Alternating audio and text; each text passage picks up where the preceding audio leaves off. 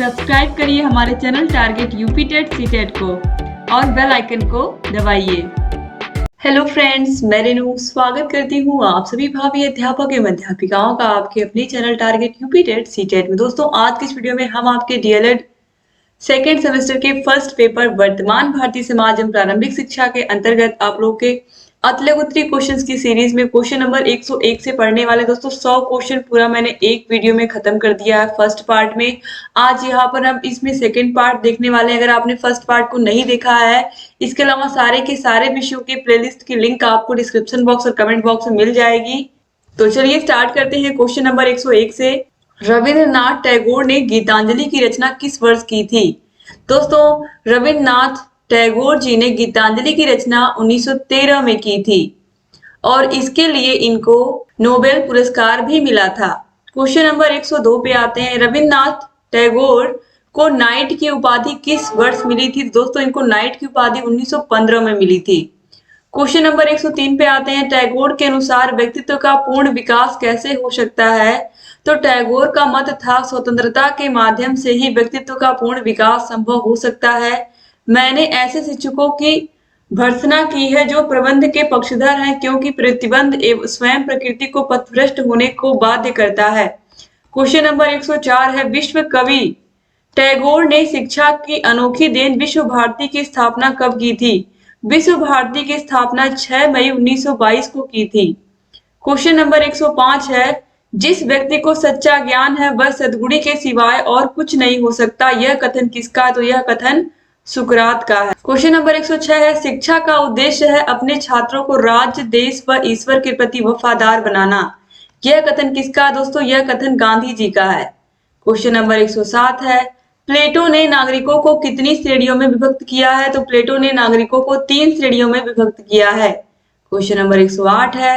वह शिक्षा किस काम की जो कि भविष्य के लिए वर्तमान का बलिदान करती है, यह कथन किसका है? तो यह कथन दोस्तों रूसो का है। रूसो प्रकृतिवादी थे, ये प्रकृति को मानने वाले थे। इनका कहना था कि बच्चे को प्रकृति में छोड़ दिया जाए, प्रकृति से अच्छा गुरु कोई नहीं होता, प्रकृति खुद बच्चे को सिखाएगी। तो ये इन्होंने प्रकृतिवाद को सबसे ज्यादा माना। क्वेश्चन नंबर 109 है। मनुष्य की सबसे बड़ी आवश्यकता, सबसे बड़ा रक्षक कौन है? चरित्र है। मनुष्य की सबसे बड़ी आवश्यकता और सबसे बड़ा रक्षक उसका चरित्र है, शिक्षा नहीं। यह कथन किसका? दोस्तों, यह कथन स्पेंसर का है। क्वेश्चन नंबर 110 है। चरित्र की स्थापना करना विद्यालय शिक्षा व अनुशासन का मुख्य उद्देश्य है, यह कथन किसका है? तो दोस्तों, यह कथन जॉन ड्यूबी का है। क्वेश्चन नंबर 111 है। शिक्षा का उद्देश्य बच्चों को अच्छे आचरण की शिक्षा देना है, यह कथन किसका है? तो यह कथन हर्बर्ट स्पेंसर का है। किसका है? हर्बर्ट स्पेंसर का है। क्वेश्चन नंबर 112 है। नैतिकता सिखाई नहीं जा सकती किंतु बीमारी की तरह उसे केवल पकड़ा जा सकता है, यह कथन किसका है? तो यह कथन स्टारबक का है। किसका है? स्टारबक का है। क्वेश्चन नंबर 113 है। शिक्षा मनुष्य की जन्मजात शक्तियों का संतुलित, स्वाभाविक व प्रगतिशील विकास है, यह कथन किसका है? तो यह कथन पेस्टालॉजी का है। क्वेश्चन नंबर 114 है। यह कथन किसका है? शिक्षा का उद्देश्य पूर्ण मानव विकास है, तो यह कथन दोस्तों पेंटर का है। क्वेश्चन नंबर 115 है। आदर्शवाद के अनुसार किस जगत का महत्वपूर्ण स्थान है? तो आध्यात्मिक जगत, क्योंकि आदर्शवाद आध्यात्म को मानता है। क्वेश्चन नंबर 116 है। आदर्शवाद के अनुसार ब्रह्मांड की रचना किस शक्ति से हुई है? तो आध्यात्मिक शक्ति से हुई है। क्वेश्चन नंबर 117 है। आत्मनिष्ठ आदर्शवाद के जनक कौन है? तो आत्मनिष्ठ आदर्शवाद के जनक बर्कले हैं। क्वेश्चन नंबर 118 है। प्राचीन आदर्शवाद के जनक कौन है? तो प्राचीन आदर्शवाद के जनक कांट हैं। क्वेश्चन नंबर 119 है। वस्तुनिष्ठ आदर्शवाद के जनक कौन है? तो वस्तुनिष्ठ आदर्शवाद के जनक हीगल हैं। क्वेश्चन नंबर 120 है। नैतिक आदर्शवाद के जनक कौन है? तो नैतिक आदर्शवाद के जनक प्लेटो हैं। क्वेश्चन नंबर 121 है। किस दार्शनिक ने सत्यम शिवम सुंदरम को जीवन के शाश्वत मूल्यों या आदर्शों के रूप में व्यक्त किया है? तो ये किया है प्लेटो ने। क्वेश्चन नंबर 122 है। आदर्शवादी दर्शन में वस्तु की अपेक्षा किसे महत्व दिया गया है?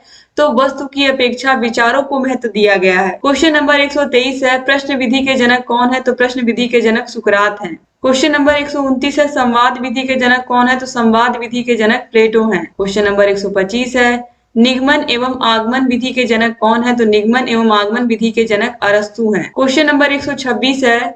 निर्देशन विधि के जनक कौन है? तो निर्देशन विधि के जनक हर्बर्ट हैं। क्वेश्चन नंबर 127 है।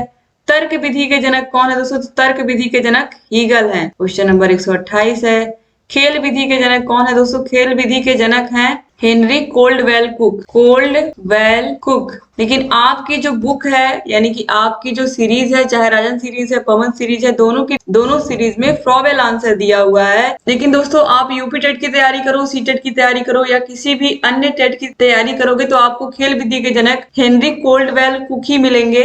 आपकी बुक में दिया है, इसीलिए मैंने आप लोगों से कहा कि अगर आपके एग्जाम में 4 ऑप्शन आता है उसमें से एक फ्रॉवेल है और हेनरी कोल्डवेल कुक अगर नहीं दिया है तो आप फ्रॉवेल को ही सही लगाओगे।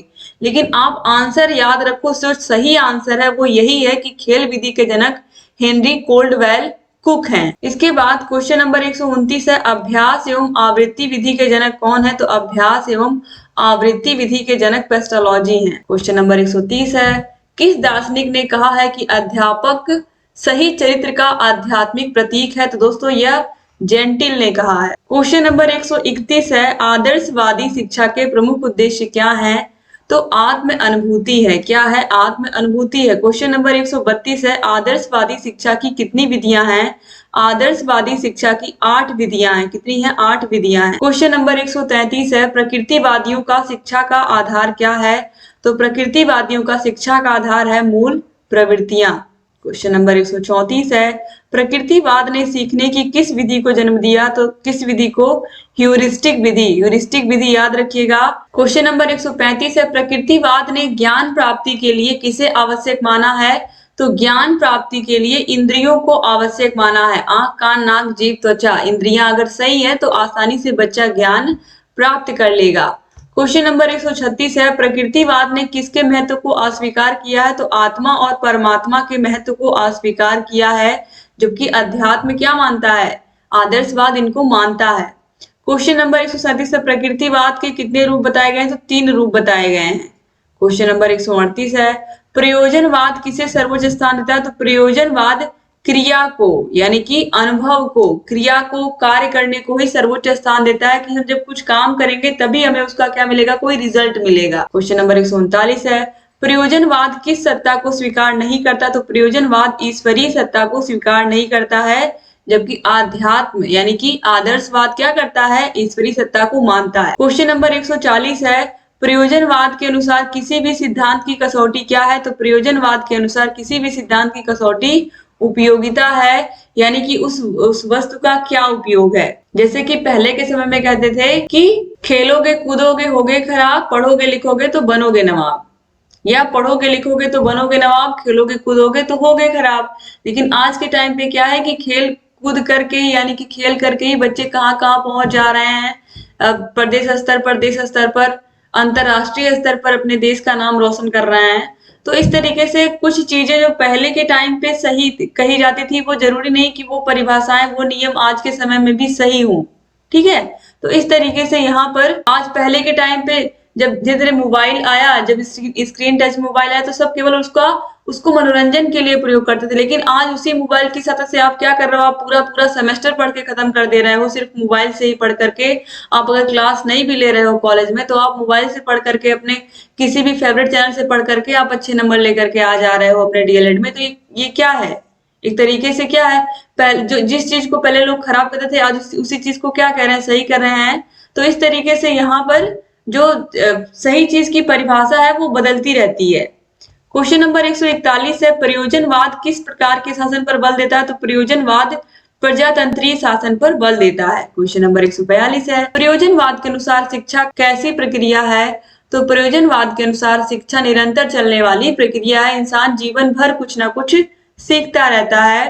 क्वेश्चन नंबर 143 है, इस दर्शन का अर्थ क्रियावाद, व्यवहारवाद, कारणवाद, अनुभववाद, प्रयोजनवाद के नाम से जानते हैं? तो हम प्रयोजनवाद को ही जानते हैं। क्वेश्चन नंबर 144 है, प्रयोजनवाद मस्तिष्क का स्वभाव एक मनोवृत्ति है? तो दोस्तों किस दार्शनिक के अनुसार है ये कि प्रयोजनवाद मस्तिष्क का स्वभाव एक मनोवृत्ति है? तो यह कथन है जेम्स का। क्वेश्चन नंबर 145 है, प्रयोजनवाद के अनुसार सर्वोच्च सत्ता किसकी होती है? तो सर्वोच्च सत्ता समाज की होती है। क्वेश्चन नंबर 146 है, प्रयोजनवाद के अनुसार शिक्षा का स्वरूप कैसा होना चाहिए? तो शिक्षा का स्वरूप व्यवहारिक होना चाहिए। क्वेश्चन नंबर 147 है, प्रयोजनवादी शिक्षा का मूल उद्देश्य क्या है? तो बालक का समाजीकरण। क्वेश्चन नंबर 148 है, प्रोजेक्टिव मेथड की खोज किसने की है? तो प्रोजेक्टिव मेथड की खोज किलपैट्रिक ने की है। क्वेश्चन नंबर 149 है, अनुशासन के 4 तत्व किस दर्शन में बताए गए हैं? तो प्रयोजनवाद में बताए गए हैं। क्वेश्चन नंबर 150 है, ड्यूबी के अनुसार शिक्षा सामाजिक प्रक्रिया है, इसका साधन बताइए। तो शिक्षा को सामाजिक प्रक्रिया माना गया है, किसने माना है? जॉन ड्यूबी ने ही माना है। उन्होंने शिक्षा को एक सामाजिक प्रक्रिया कहा है, इनकी ये परिभाषा है। बालक की शिक्षा के लिए विद्यालय आवश्यक होता है, ड्यूबी इसे सामाजिक वातावरण कहते हैं। क्योंकि अब सामाजिक वातावरण कैसे हुआ? स्कूल में किसी भी जाति, धर्म, लिंग, समुदाय के बच्चे आ रहे हैं, तो वहां पर क्या बन रहा है? हर एक, जरूरी नहीं कि हर एक बच्चे के पिताजी नौकरी करते हो, किसी किसी किसी बच्चे के पिताजी मजदूरी भी कर सकते हैं, किसी किसी किसी बच्चे के पिताजी कुछ बिजनेस करते हैं। तो इस तरीके से क्या होता है कि सभी प्रकार के बच्चे एक ही क्लास में बैठ करके जब वो पढ़ाई करते हैं तो वो एक दूसरे से बहुत कुछ सीखते हैं। ठीक है, तो इस तरीके से स्कूल में एक सामाजिक वातावरण बनता है। क्वेश्चन नंबर 151 है, शिक्षा का एक उद्देश्य वातावरण के साथ अनुकूलन करना है, इस संबंध में ड्यूबी के विचार लिखिए। तो शिक्षा की प्रक्रिया अनुकूलन की एक निरंतर प्रक्रिया है, जिसका प्रत्येक अवस्था में उद्देश्य विकास की बढ़ती हुई क्षमता प्रदान करना होता है। क्वेश्चन नंबर 152 है, फ्रॉबेल के अनुसार शिक्षा का प्रथम उद्देश्य क्या है? तो शिक्षा का प्रथम उद्देश्य शरीर और आत्मा को बंधन से मुक्त करना है। इसके लिए शिक्षा का समुचित वातावरण तैयार किया जाना चाहिए। क्वेश्चन नंबर 153 है, फ्रॉबेल के अनुसार शिक्षा का द्वितीय उद्देश्य क्या है? शिक्षा का दूसरा उद्देश्य व्यक्ति को ऐसा बनाना है कि वह ईश्वर में स्थित सबकी एकता पहचान ले। इसलिए वह कहता है कि शिक्षा का उद्देश्य तभी सफल हो सकता है जब बालक वस्तुओं में निहित आंतरिक अविच्छिन्नता को समझ ले। क्वेश्चन नंबर 154 है, फ्रॉबेल ने किंडरगार्टन कब प्रारंभ किया था? तो फ्रॉबेल ने वर्ष 1805 में अपना शिक्षण कार्य प्रारंभ किया था। 1839 में उसने एक विद्यालय खोला जिसका नाम उसने बालोद्यान या किंडरगार्टन रखा। वह कहते हैं हमें अपने बच्चों के लिए जीवित रहना चाहिए। कई बार एग्जाम में पूछा गया है कि यह कथन किसने कहा है कि हमें अपने बच्चों के लिए जीवित रहना चाहिए? तो यह कथन फ्रॉबेल का है। और फ्रॉबेल ने क्या कहा है? विद्यालय को बगीचा कहा है, और बच्चों को पौधे या फूल कहा है, और टीचर को माली कहा है। ठीक है, तो इस तरीके से इन तीनों से मिल करके ही एक बागवान बनता है। तो इसको इन्होंने की तुलना किससे की है? एक बागीचे की तुलना किससे की है? स्कूल से की है। क्वेश्चन नंबर 155 है, फ्रॉबेल के अनुसार शिक्षण के उद्देश्य बताइए। तो फ्रॉबेल शिक्षण का उद्देश्य मनुष्य में निहित शक्तियों का निरंतर विकास करना है, ना कि उनको अधिक ज्ञान प्रदान करना। क्वेश्चन नंबर 156 है, मॉन्टेसरी पद्धति का सिद्धांत क्या है? तो मॉन्टेसरी का कथन है, बालक एक शरीर है जो बढ़ता है, एक आत्मा है जो विकसित होती है। विकास के इन दोनों स्वरूपों को न हमें कुरूप बनाना चाहिए और न ही इन्हें दबाना चाहिए, परंतु उस समय की प्रतीक्षा करनी चाहिए जब किसी शक्ति का क्रम के अनुसार विकास हो। क्वेश्चन नंबर 157 है, मॉन्टेसरी पद्धति के अनुसार ज्ञानेंद्रियों का प्रशिक्षण सिद्धांत क्या है? तो मॉन्टेसरी कहती हैं 7 वर्ष की आयु तक बालकों की इंद्रियां विशेष रूप से क्रियाशील होती हैं, अतः इस अवस्था में ही उसकी ज्ञानेंद्रियों को प्रशिक्षित किया जाना चाहिए। क्वेश्चन नंबर 158 है, गीजू भाई के शिक्षक के संबंध में क्या विचार है?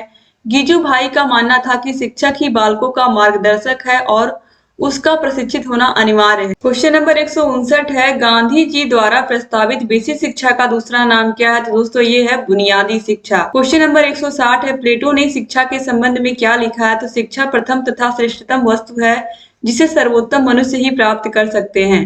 क्वेश्चन नंबर 161 है, एमिल किसकी रचना है? तो एमिल रूसो की रचना है दोस्तों। क्वेश्चन नंबर 162 है, निषेधात्मक शिक्षा का क्या तात्पर्य है? इसका प्रतिपादक कौन है? तो रूसो प्रकृतिवादी विचारक था और उसकी शिक्षा निषेधात्मक थी। वह 12 वर्ष की आयु तक बालक को औपचारिक शिक्षा देने के पक्ष में नहीं था। वो क्या कहते थे कि 12 वर्ष तक कम से कम बच्चे को प्रकृति के बीच में छोड़ देना चाहिए, प्रकृति ही सबसे अच्छी शिक्षक है और उसे वह बहुत कुछ सिखाएगी। तो ये रूसो का कहना था। क्वेश्चन नंबर 163 है, रूसो ने अनुशासन के किस 2 सिद्धांतों का प्रतिपादन किया था? तो रूसो ने 2 सिद्धांत बताए थे, स्वतंत्रता का सिद्धांत और प्रकृति परिणाम द्वारा अनुशासन का सिद्धांत, जिसे हम क्या कहते हैं? मुक्त्यात्मक अनुशासन भी कहते हैं। क्वेश्चन नंबर 164 है, प्राकृतिक परिणाम द्वारा अनुशासित होने से क्या तात्पर्य है? तो प्राकृतिक परिणाम द्वारा अनुशासित होने से तात्पर्य है कि प्रकृति हमें अच्छे कार्यों के लिए पुरस्कृत करेगी और बुरे कार्यों के लिए हमें दंड देगी, ये कहना था रूसो का। क्वेश्चन नंबर 165 है, डीवी के अनुसार शिक्षा क्या है? तो एक सामाजिक मनोवैज्ञानिक आवश्यकता है। शिक्षा क्या है? एक सामाजिक मनोवैज्ञानिक आवश्यकता, यानी कि समाज की जरूरत है शिक्षक। अगर शिक्षक ना हो तो बच्चे कैसे पढ़ पाएंगे और कैसे वो अपना नाम कर पाएंगे, क्योंकि शिक्षक बहुत जरूरी होता है एक बच्चे के जीवन में। और यही रीजन है कि जिन टीचर्स ने हमें बहुत अच्छे से पढ़ाया होता है, चाहे वह हमारे स्कूल हो, कॉलेज हो, हमारी ट्रेनिंग के दिन हो, हम उनको अपने जीवन में कभी नहीं भूल पाते हैं और हम उनसे हमेशा जुड़े रहने की कोशिश करते हैं। तो अगर आपके भी ऐसे कोई टीचर होंगे तो आप कमेंट करके जरूर बताइएगा इस वीडियो के नीचे, क्योंकि मुझे अच्छे से याद है कि स्कूल टीचर्स जीवन में कभी नहीं भूलते जिन्होंने जीवन की इतनी गहरी गहरी बातें हमें बताई होती हैं। क्वेश्चन नंबर 166 है, फ्रॉबेल ने अपना विद्यालय किस वर्ष प्रारंभ किया जिसका नाम बालोद्यान या किंडरगार्टन था? तो दोस्तों 1939 में उन्होंने ये प्रारंभ किया था। क्वेश्चन नंबर 167 है, मांटेसरी ने अपने शिक्षण सिद्धांतों को कितने भागों में बांटा है? तो कर्मेंद्रियों की शिक्षा, ज्ञानेंद्रियों की शिक्षा, भाषा तथा गणित की शिक्षा। दोस्तों ये बहुत इंपॉर्टेंट है और मैं बताती हूँ आप लोगों को किस तरीके से ये इंपॉर्टेंट है जो इन्होंने बताया है। इन्होंने अपनी शिक्षण पद्धति को 3 भागों में बांटा है, अपने शिक्षण सिद्धांतों को 3 भागों में बांटा है और ये बार बार पूछा गया है। कर्मेंद्रियों की शिक्षा, ज्ञानेंद्रियों की शिक्षा और भाषा और गणित की शिक्षा। आज के समय में अपनी प्राइमरी एजुकेशन में, क्योंकि आप लोग प्राइमरी टीचर ही बनोगे सबसे पहले जो ट्रेनिंग आप ले रहे हो, तो भाषा और गणित की शिक्षा पर बहुत बहुत ध्यान दिया गया है, बहुत ही ज्यादा ध्यान दिया गया है। आज के टाइम पे भाषा और गणित यही 2 चीजें हैं जिसके ऊपर बहुत अधिक ध्यान टीचर्स को देने को बार बार कहा जाता है, जिसकी वजह से प्रेरणा लक्ष्य पहले बना, फिर उसके बाद निपुण भारत जिसकी प्राप्ति करने की कोशिश की जा रही है, निपुण लक्ष्य की भी। तो इस तरीके से ये सब चीजें भाषा और गणित पर ही ध्यान दी जा रही है और मांटेसरी जी ने बहुत पहले इस पर ध्यान दिया था। ठीक है, तो इसको आप जरूर याद रखिएगा। क्वेश्चन नंबर 168 है, मांटेसरी ने प्रमुख रूप से किन बच्चों की शिक्षा पर ध्यान दिया? तो मानसिक मंद बालकों की शिक्षा पर ध्यान दिया। ऐसे बच्चे जो मानसिक रूप से मंद हैं, जो सामान्य बच्चों की तरह नहीं है, उन बच्चों के ऊपर इन्होंने सबसे पहले ध्यान दिया। क्वेश्चन नंबर 169 है, जनसंचार से आप क्या समझते हैं? तो सामान्यतः जनसंचार के साधन से अभिप्राय ऐसे अभिकरण से है जिनके प्रयोग से विभिन्न प्रकार की सूचनाएं, स्पष्टीकरण, प्रश्न आदि दूर दराज के क्षेत्रों में लगभग प्रत्येक व्यक्ति तक पहुंचाने का प्रयास किया जाए। क्वेश्चन नंबर 170 है, सामाजिक परिवर्तन की एक परिभाषा दीजिए। गिलिन तथा गिलिन का अभिमत है कि सामाजिक परिवर्तन जीवन की मानी हुई रीतियों में होने वाले बदलाव को कहा जाता है, चाहे यह बदलाव भौतिक दशाओं अथवा सांस्कृतिक साधनों अथवा जनसंख्या की रचना अथवा सिद्धांतों के बदलाव अथवा प्रसार में अथवा समुद्र के अंदर ही आविष्कारों के परिणाम स्वरूप हुए हों। क्योंकि समाज में लगातार क्या होता है, कुछ ना कुछ परिवर्तन, चाहे संस्कृतियां हो, संस्कृतियों की भी हम बात करें, अलग अलग संस्कृतियां हैं, अलग अलग सिद्धांत है, हर एक धर्म में क्या होती चीजें होती हैं। लेकिन आप देखोगे धीरे धीरे आप देखोगे कि बहुत सारी चीजें पहले की अपेक्षा आज बहुत अलग हो चुकी हैं। ठीक है, तो कहीं ना कहीं क्या होता है, समाज में कुछ ना कुछ, पहले आप देखो लड़कियों की शिक्षा पर लोग ध्यान नहीं देते थे। आज आप देखो कि लड़कियां कहाँ से कहाँ पहुंच रही हैं, कहीं भी लड़कों से पीछे नहीं है बल्कि आगे ही हैं। तो इस तरीके से यहाँ पर सामाजिक परिवर्तन आपको हर जगह देखने को मिलेगा। क्वेश्चन नंबर 171 है, विद्यालय तथा समुदाय के घनिष्ठ संबंध पर कोई परिभाषा लिखिए। तो विद्यालय समाज के चरित्र का सुधार करने का साधन है। वह सुधार सामाजिक उन्नति की दिशा में है या नहीं, यह विद्यालय के संचालकों के विचारों और आदर्शों पर निर्भर करता है। तो विद्यालय और समाज के बीच घनिष्ठ संबंध तो होता ही है, क्योंकि समुदाय के बच्चे, गांव के आसपास के बच्चे ही तो विद्यालय में पढ़ते हैं। तो कहीं ना कहीं बच्चों के अभिभावकों से संबंध बना करके रखना शिक्षक के लिए बहुत आवश्यक होता है। क्वेश्चन नंबर 172 है, मांटेसरी पद्धति में लिखना कैसे सिखाया जाता है? तो मांटेसरी पद्धति में जब बालक को लिखना सिखाया जाता है तो उससे 3 कार्य करवाए जाते हैं।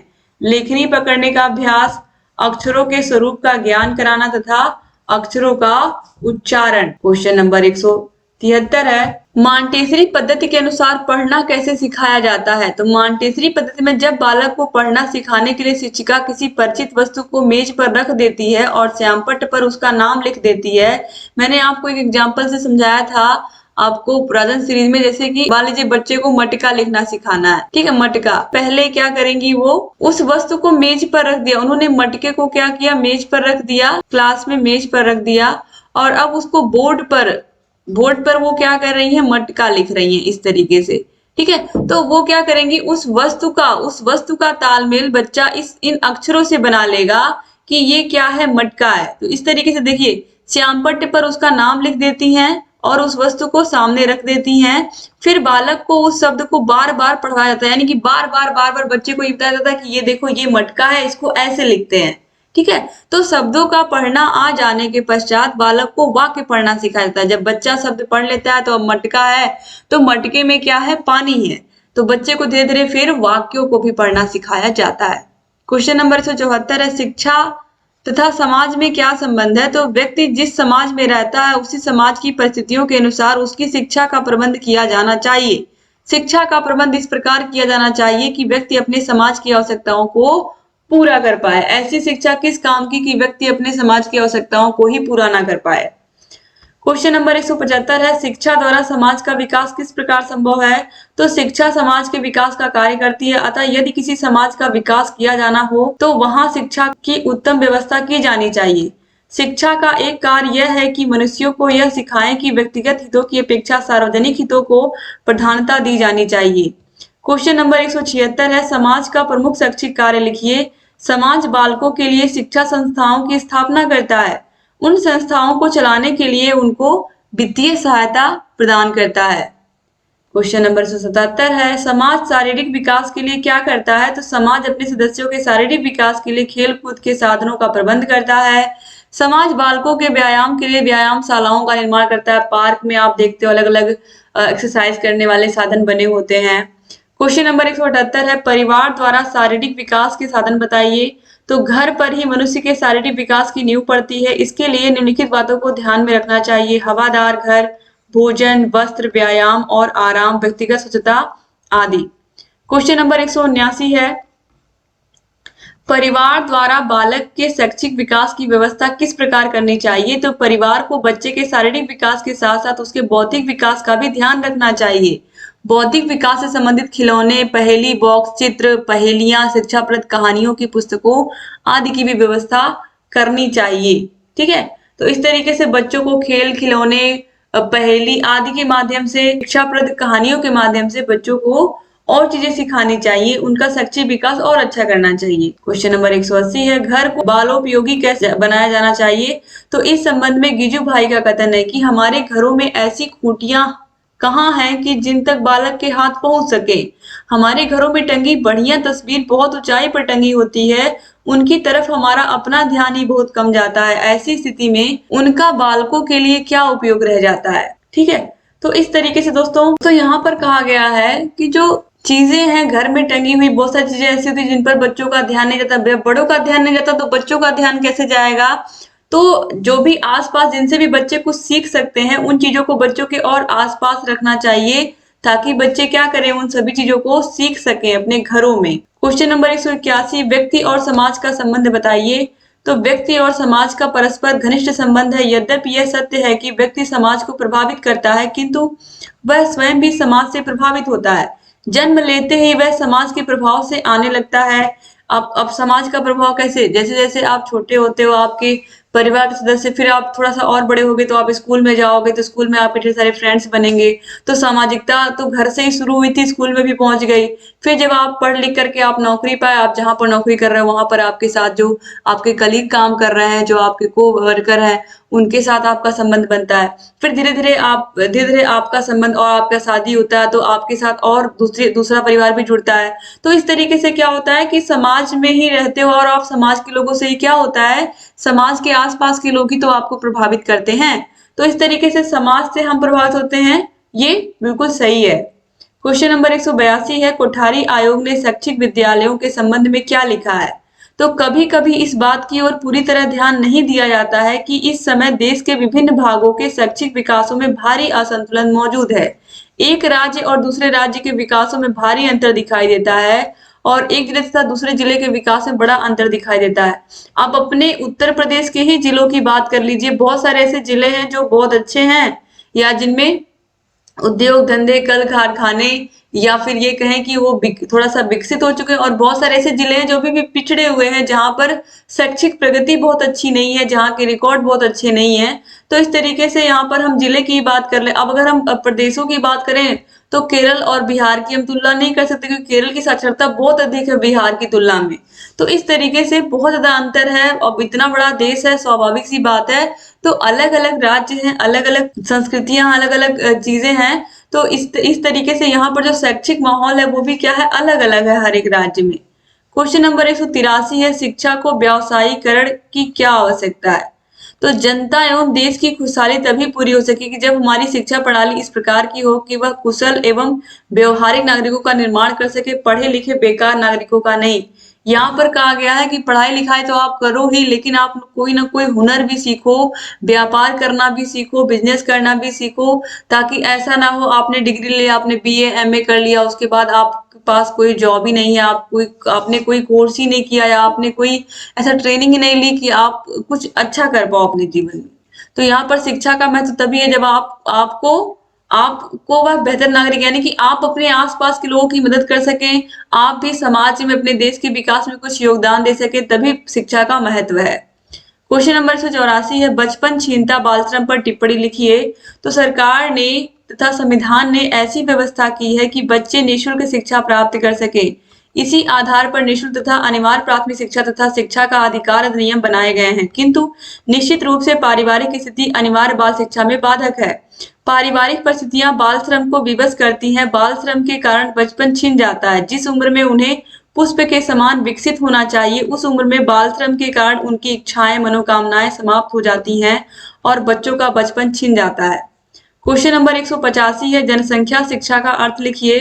तो जनसंख्या में अबाध गति से वृद्धि के परिणाम स्वरूप मानव जीवन के आर्थिक, सामाजिक, राजनीतिक तथा सांस्कृतिक पक्षों पर पड़ने वाले कुप्रभावों के प्रति जागरूक तथा संबद्ध समाधानों के विषय में वैचारिक क्रांति की शैक्षिक व्यवस्था ही जनसंख्या शिक्षा कहलाती है। दोस्तों यहाँ पर देखिए, जनसंख्या शिक्षा का मतलब ये है कि जनसंख्या शिक्षा से अगर जनसंख्या तेजी से बढ़ती रही तो उसका हमारे देश के सामाजिक, आर्थिक, राजनीतिक, सांस्कृतिक पक्षों पर क्या प्रभाव पड़ेगा, इसकी शिक्षा देना, जनता को जागरूक करना कि अगर जनसंख्या बहुत बढ़ जाएगी, क्योंकि संसाधन तो बढ़ रहे हैं, जमीनें तो वही हैं, जमीन वही है, संसाधन हमारे पास वही वही पानी के संसाधन है, वही जो भी चीजें, जितनी भी चीजें हैं, सब क्या है, लिमिटेड है। तो इस तरीके से जनसंख्या पर काबू रखना बहुत जरूरी है, और इसी के लिए जनसंख्या शिक्षा बहुत जरूरी है। और एग्जाम में पूछा भी गया 2016 में कि जनसंख्या शिक्षा में सबसे ज्यादा इम्पोर्टेंट कौन है? तो जनसंख्या शिक्षा, जहां पर भी शिक्षा की बात आएगी वहां पर सबसे पहले किसका नाम आएगा? शिक्षक का नाम आएगा। तो दोस्तों याद रखिएगा, ये क्वेश्चन पूछा गया है। क्वेश्चन नंबर 186 है, जनसंख्या शिक्षा की आवश्यकता क्यों है? तो जनसंख्या शिक्षा की आवश्यकता निम्नलिखित कारणों से पड़ती है: राष्ट्रीय प्रगति के लिए, आर्थिक विकास के लिए, मानव संसाधन कुशलता के लिए, परिवार नियंत्रण कार्यक्रमों की सफलता के लिए, परिवार नियोजन के लिए, योजनाओं की सफलता के लिए, इन सब चीजों के लिए जनसंख्या शिक्षा बहुत जरूरी है। क्वेश्चन नंबर 187 है, एनसीईआरटी ने कितने मूल्यों को स्वीकारा है? तो एनसीईआरटी ने 83 मूल्यों को स्वीकारा है। क्वेश्चन नंबर 188 है, घर का परिवार की मूल्यों के विकास में भूमिका बताइए। घर या परिवार की बच्चे के मूल्यों के विकास में क्या योगदान होता है? तो जो घर होता है, घर को जीवन की शाश्वत पाठशाला कहते हैं। बालक अपने परिवार से ही मूल्यों को सीखता है। बड़ों का आदर करना, बड़ों की रिस्पेक्ट करना, बड़ों के पांव छूना, अच्छे से सम्मानजनक तरीके से बात करना, ये सब परिवार के सदस्य ही सिखाते हैं। ये स्कूल में बच्चा जब बड़ा होता तुरंत स्कूल तो जाता नहीं है, धीरे धीरे जाता ना। उससे पहले जो संस्कार होते हैं वो परिवार ही उनको सिखाता है। क्वेश्चन नंबर 189 है, बालक के मूल्यों के विकास हेतु कौन कौन से जनसंचार के साधन है? तो Akashvani, Doordarshan, tape recorder, VCR, समाचार पत्र, पत्रिकाएं। इसके अलावा आज के समय में तो मोबाइल फोन से अच्छा तो कोई जनसंचार का साधन है नहीं, क्योंकि सबके हाथ में मोबाइल है। क्वेश्चन नंबर 190 है, राष्ट्रीय एकता का अर्थ लिखिए। तो राष्ट्रीय एकता का अर्थ है देश के विभिन्न राज्यों के व्यक्तियों की आर्थिक, सामाजिक और सांस्कृतिक तथा भाषा विषयक विभिन्नताओं को वांछनीय सीमा के अंतर्गत रखना और समावेश करना। राष्ट्रीय एकता मतलब हमारे देश में विभिन्न धर्म, जाति, वर्ग, समुदाय के लोग रहते हैं, फिर भी कैसे रहते हैं? मिलजुल कर रहते हैं, सभी दूसरे के साथ अच्छे से रहते हैं। तो यही क्या है? राष्ट्रीय एकता है। क्वेश्चन नंबर 191 है, राष्ट्रीय एकता के लाभ क्या हैं? तो भाषा के विकास में सहायक होता है, भ्रष्टाचार का अंत होता है, स्वार्थपूर्ण भावनाओं का विकास, राष्ट्रीय संस्कृति तथा आर्थिक प्रगति में सहायक, सामाजिक प्रगति में सहायक, राजनीति तथा एकता बनाए रखने में भी क्या होती है, सहयोगी होती है। तो यहाँ पर दोस्तों स्वार्थपूर्ण नहीं बल्कि स्वार्थ रहित भावनाएं, यानी कि बिना किसी स्वार्थ के भावनाएं होती है लोगों की एक दूसरे के प्रति, और लोग एक दूसरे के साथ प्रेम से रहते हैं। क्वेश्चन नंबर 192 है, अंतरराष्ट्रीय सद्भावना का अर्थ बताइए। तो अंतरराष्ट्रीयता एक भावना है जो व्यक्ति को बताती है कि वह अपने राज्य का सदस्य नहीं है बल्कि वह पूरे विश्व का नागरिक है, जैसे कि वसुधैव कुटुंबकम, यानी कि पूरा विश्व ही या पूरा संसार ही हमारा घर है। क्वेश्चन नंबर 193 है, बुनियादी शिक्षा के जनक कौन है। तो बुनियादी शिक्षा के जनक महात्मा गांधी हैं। क्वेश्चन नंबर 194 है, मॉन्टेसरी शिक्षण पद्धति की प्रमुख विशेषताएं बताइए। तो कर्मेंद्रियों की शिक्षा, ज्ञानेंद्रियों की शिक्षा और भाषा और गणित की शिक्षा इसके माध्यम से बच्चों को दी जाती थी। क्वेश्चन नंबर 195 है, महात्मा गांधी के अनुसार शिक्षण पद्धति क्या है। तो करके सीखना, अनुभव से सीखना, सह संबंध विधि से सीखना, ये सब शिक्षण पद्धतियां। क्वेश्चन नंबर 196 है, पंचपदी प्रणाली के जनक कौन है। बहुत ही आसान सा क्वेश्चन है, इसके जनक कौन है, हर्बर्ट हैं, और ये इंपॉर्टेंट भी है क्योंकि ये सुपर टेट एग्जाम में क्वेश्चन पूछा हुआ है। क्वेश्चन नंबर 197 है, खेल विधि के जनक कौन है। खेल विधि के जनक हेनरी कोल्डवेल कुक है, मैं 20 बार आपको बता चुकी हूँ। और यहाँ पर फ्रॉबेल दिया हुआ है, तो दोस्तों अगर ऑप्शन में हेनरी कोल्डवेल कुक नहीं है तब आप फ्रॉबेल लिखोगे। चूंकि आपके सिलेबस में फ्रॉबेल दिया है तो आपको फ्रॉबेल याद रखना है, लेकिन आपको ये नहीं भूलना है कि हेनरी कोल्डवेल कुक भी हैं। हेनरी कोल्डवेल कुक ही सही है क्योंकि ये किंडरगार्टन प्रणाली के जन्मदाता है फ्रॉबेल, ठीक है। इन्होंने खेल विधि से शिक्षा को बढ़ावा दिया है, लेकिन खेल विधि के जनक ये नहीं है। आपके दोनों के दोनों सीरीज में फ्रॉबेल दिया है, बुक में भी कहीं कहीं फ्रॉबेल दिया, लेकिन जो सही आंसर है उसको आप लोग जानिए, Henry Caldwell cook. Question number 198 है, किंडरगार्टन पद्धति के जनक कौन है। तो फ्रॉबेल। आप देखिए यहाँ पर आ गया किंडरगार्टन। इसके बाद क्वेश्चन नंबर 199 है, ड्रॉप आउट बच्चे कौन है। तो वही बच्चे जो शिक्षा की मुख्य धारा से दूर है, जो स्कूल में एडमिशन कराने के बाद एकदम गायब हो चुके हैं, स्कूल आ ही नहीं रहे हैं, तो ऐसे बच्चे ड्रॉप आउट हो जाते हैं, यानी कि स्कूल आ ही नहीं रहे हैं, बंद कर दिया उन्होंने स्कूल आना। तो ऐसे बच्चों को फिर से स्कूल यानी कि विद्यालय में ला करके शिक्षा की मुख्य धारा से जोड़ा जाता है, और इसके लिए शिक्षकों को बहुत मेहनत करनी पड़ती है। क्वेश्चन नंबर 200 है, किसका कथन है, शिक्षा वह है जो जीवन की संपूर्ण सत्ता के समन्वय स्थापित करने की शक्ति देती है।